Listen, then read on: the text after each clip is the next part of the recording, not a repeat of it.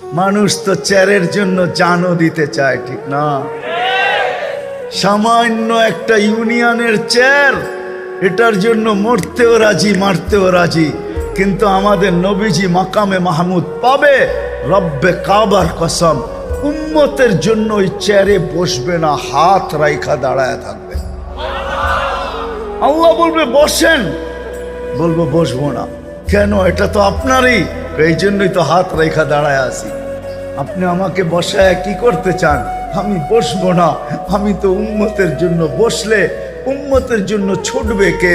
হাউজে কাউসারে যে কে পানি পান করাবে? আমি যদি বৈশা পড়ি, উম্মতকে হাউজে কাউসারে কে পানি পান করাবে? আমি যদি বৈশা পড়ি, তাইলে মিজানের পাল্লায় যে কে মনিটরিং করবে? কে দেখবে যে পাল্লা সামনে ঝুঁকতেছে না পিছে ঝুঁকতেছে? যদি সামনে না ঝুঁকে, তো আপনি আমার সাথে ওয়াদা করছেন, সৌফা ইউতিকা রাব্বুকা ফাতারদা।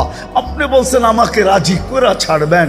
আপনি বলছেন লা ইউখজিকা ফি উম্মতিক, আপনার উম্মতের ব্যাপারে আপনাকে লজ্জিত করব না।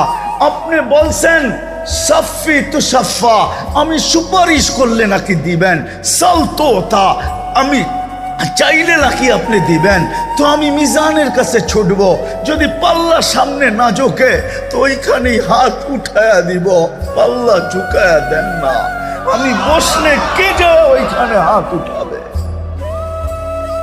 আমি বসবো না। তৃতীয়, আমি বসবো না, পুলসেরাতের কাছে ছুটা যাব। যদি আমার উম্মত পার না হইতে পারে, তো দুনিয়াতে যে দুরুদ আমার উপরে পড়ছে, ইমাম কর্তবী রহমতুল্লাহ আলাইহি ওনার কিতাবে লেখছেন, আঙ্গুল উঠাইলে কর্তবীর উপরে উঠায়েন, আমার উপরে উঠায়েন না।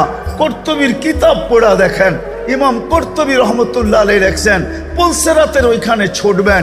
যদি উম্মত পার না হইতে পারে, তো দুনিয়াতে যে দুরুদ পড়ছিল ওই গাঠটিগুলাকে মাথায় করে নিয়ে উম্মতের মাথায় দিয়া বলবে পার হয়ে যা, দুরুদ দিয়া পার